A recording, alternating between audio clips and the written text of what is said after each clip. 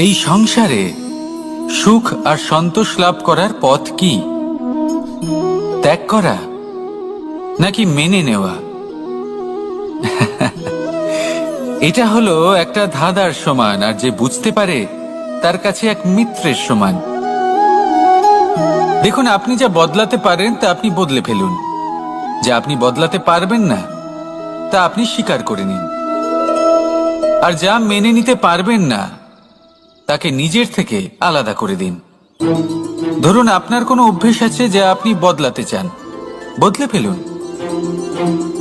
যদি কোনো সমস্যা থাকে যা বদলানো আপনার হাতে নেই, তা স্বীকার করে নিয়ে তার সাথে পথ চলা শুরু করে দিন।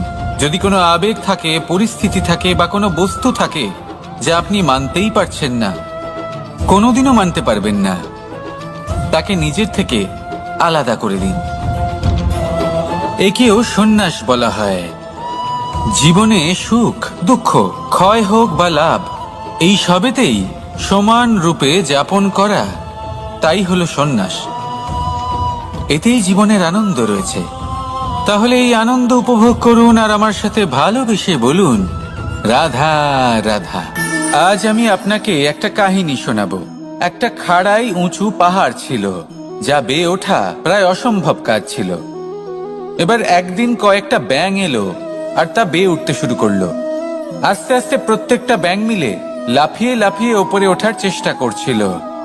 নিচে কিছু পশু দাঁড়িয়েছিল যারা বলছিল, এটা তো অসম্ভব ব্যাপার, এই ব্যাঙগুলো উঠতেই পারবে না, সকলে পড়ে যাবে। আর তারপর ধীরে ধীরে সমস্ত ব্যাঙ নিচে পড়তে থাকলো। শেষ পর্যন্ত একটাই ব্যাঙ ছিল যে শিখরে পৌঁছতে পারল। জানেন সে কেন পারল? কারণ সেই ব্যাঙ বধির ছিল। সে কারোর কথা শোনেনি। ও স্থির করেছিল শিখরে পৌঁছতে হবে, আর পৌঁছে গেল। এবার এটা কিন্তু আমাদের জন্য অত্যন্ত গুরুত্বপূর্ণ শিক্ষা। আপনি যদি জীবনে নিজের লক্ষ্য স্থির করে থাকেন, তাহলে এদিক ওদিক কারোর কথা শুনবেন না, শুধুই নিজের লক্ষ্যের দিকে অগ্রসর হন। কারণ সাফল্য আপনার প্রচেষ্টার দ্বারাই আপনি পেতে পারেন, অন্যের কথা দ্বারা নয়। তাহলে চেষ্টা করতে থাকুন আর নিজের লক্ষ্য প্রাপ্ত করুন, আর আমার সাথে ভালোবেসে বলুন, রাধা রাধা। এই সূচটা দেখুন, কতটা গুরুত্বপূর্ণ এই সূচ। ওর কতটা ভূমিকা রয়েছে, ও কত রকম ভাবে সাহায্য করতে পারে আমাদের। এর সাহায্যে যদি আপনি চান, তাহলে এক সাধারণ কাপড়কে আপনি পোশাকে পরিবর্তিত করতে পারেন। আপনি যদি চান, তাহলে অনেক ফুল একসাথে নিয়ে একটা মালা বানিয়ে ফেলতে পারেন, বা অলংকার বানিয়ে ফেলতে পারেন। এর সাহায্যে আপনি বাড়িও সাজাতে পারেন। এ হলো অত্যন্ত গুরুত্বপূর্ণ জিনিস। কিন্তু আপনি ভাবুন, যদি এই সূচে এই ছিদ্রই না থাকে, যদি এর সাথে এই সুতোই না জোড়া যায়, তখনও কি এটা এতটাই গুরুত্বপূর্ণ থাকবে? কখনোই না। তখন এটাকে কাউকে কষ্ট দেওয়ার কাজে লাগানো যেতে পারে। দেখুন, একটা অত্যন্ত গুরুত্বপূর্ণ কথা আপনাকে মনে রাখতেই হবে।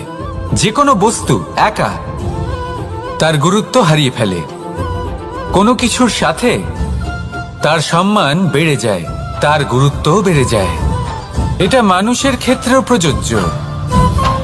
যদি আপনি সামনে এগোতে থাকেন এবং একাই এগোতে থাকেন, তাহলে আপনি যাই করে নিন না কেন, আপনি সেই প্রেম, সেই সম্মান, সেই সম্বল পাবেন না। কাউকে নিজের সাথে নিয়ে চলুন, আপনারও মান বাড়বে। কাউকে তার যোগ্য স্থান দিন, আপনারও সম্মান বাড়বে। ঠিক সেইভাবেই যেইভাবে এই সুতোর দ্বারা সূচের সম্মান বাড়ে, আর যেমন প্রেম দ্বারা গুণের মান বেড়ে যায়। তাহলে আসুন আর আমার সাথে ভালোবেসে বলুন, রাধা রাধা। আমরা মনে করি অন্যের উপকার করা, কারোর ভালো করা, কাউকে সাহায্য করা, সেবা করা, দান করা, সুখে দুঃখে কারোর সাথে থাকা, এ হলো আমাদের জীবনের সবথেকে বড় কর্তব্য।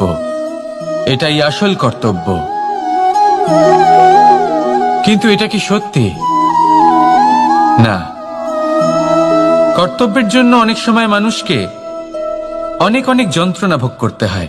এমন কিছু কর্তব্য থাকে যা পালনের জন্য মানুষকে এমন কিছু পথ দিয়ে যেতে হয় যেখানে কাঁটা আছে, দুঃখ আছে, যন্ত্রণা আছে, বিপদ আছে, সেটা পার করে তবে ও নিজের কর্তব্যকে পূর্ণ করতে পারে। অন্যের উপকার, ভালো কাজ করা, কাউকে সাহায্য করা, দান করা, সেবা করা, সুখে দুঃখে সঙ্গ দেওয়া, এটা কর্তব্য নয়, এটা হলো আনন্দ। কারণ এতে আপনারই জীবন আরো সুখময় হবে, আপনি আরো সুখ পাবেন, আপনার স্বাস্থ্য আরো ভালো হবে, আপনি জীবনে আরো ভালো ভালো মানুষ পাবেন। আর সব থেকে বেশি যদি এ কিছু বাড়িয়ে তোলে, তাহলে তা হলো প্রেম। তাহলে একে কর্তব্য মনে করবেন না, এ হলো শুধুই সেই পথ যাতে অগ্রসর হয়ে আপনি নিজের জীবন অত্যন্ত সুখময় করে তুলতে পারবেন। তাহলে আপনি এটাই করুন, আর আমার সাথে ভালোবেসে বলুন, রাধা রাধা। আপনি কখনো একটা পর্বতকে দেখে থাকবেন, দিনের বেলায় যদি দেখেন এই পর্বতকে কত সুন্দর দেখতে লাগে, এত বিশাল এত সুন্দর প্রকৃতির এই দৃশ্য দেখে মনে শুভ চিন্তার উদ্ভব হয়। এবার সেই পর্বতকেই আপনি অন্ধকারে দেখুন, ততটাই ভয়াবহ মনে হয়। এবার এটাই হয় মানুষের সাথেও, আর এটাই হয় অন্য কোনো স্থানের সাথেও। এবার এর কারণ কি? তাহলে কি মানুষের রূপ, তার ব্যক্তিত্বের কোনো মাহাত্ম্য নেই? না, এরকম কখনোই নয়। এর সমস্ত কৃতিত্ব পায় প্রকাশ। শুধুমাত্র এই প্রকাশই আপনার গুণকে, আপনার ব্যক্তিত্বকে, আপনার রূপ আরো উজ্জ্বল করে সংসারের সামনে নিয়ে আসে। তাহলে আপনিও অন্ধকার থেকে প্রকাশের পথে অগ্রসর হন, সেই মানুষগুলোর দিকে অগ্রসর হন, সেই দিশায় অগ্রসর হন যা আপনার ভেতরের গুণগুলিকে, আপনার ব্যক্তিত্বকে সংসারের সামনে আনতে পারে। যদি আপনি তা করতে পারেন, তাহলে আপনি জীবনভর সুখী থাকবেন। আসুন আর আমার সাথে ভালোবেসে বলুন, রাধা রাধা। আপনি কখনো সূর্যের আলোকে নিজের হাতের মুঠোর মধ্যে রাখার চেষ্টা করেছেন? আপনি নিশ্চয়ই জানেন যে সেটা সম্ভব নয়। আপনি জলকে কখনো বেঁধে রাখার চেষ্টা করুন, সেটাও সম্ভব নয়। কিন্তু যখন এই সূর্যের প্রকাশ, এই উত্তাপ পৃথিবীতে আসে, তখন ধরিত্রী কি করে? সে সমস্ত বনস্পতির মধ্যে তা ভাগ করে দেয়, তাদের বিকাশের সহায়ক হয়ে ওঠে। আর এই ধরিত্রীকে পুজো করা হয়, একে ধরিত্রী মাতা বলা হয়। সেই রকমই চন্দ্রমা রাত্রে যখন উজ্জ্বল হয়, নিজের আলো বিকশিত করে, তখন পথচারী পথিককে তার পথ দেখায়। সেই জন্য চন্দ্রমাকে দেবতা বলা হয়। ঠিক সেইভাবেই আপনি কখনো এই প্রকৃতিকে বেঁধে রাখার চেষ্টা করবেন না। একে আগলে রাখতে শিখুন, একে ভাগ করে নিতে শিখুন, ঠিক প্রেমেরই মতো। এই প্রেমকে কখনো নিজের হাতের মুঠোয় আবদ্ধ করার চেষ্টা করবেন না, বরং একে মন খুলে ভাগ করে নিতে শিখুন। এটা যদি আপনি শিখে নিতে পারেন, তাহলে নিজেকেও প্রসন্ন রাখতে শিখে যাবেন, অন্যদেরও প্রসন্ন রাখতে শিখে যাবেন। আসুন আর আমার সাথে ভালোবেসে বলুন, রাধা রাধা।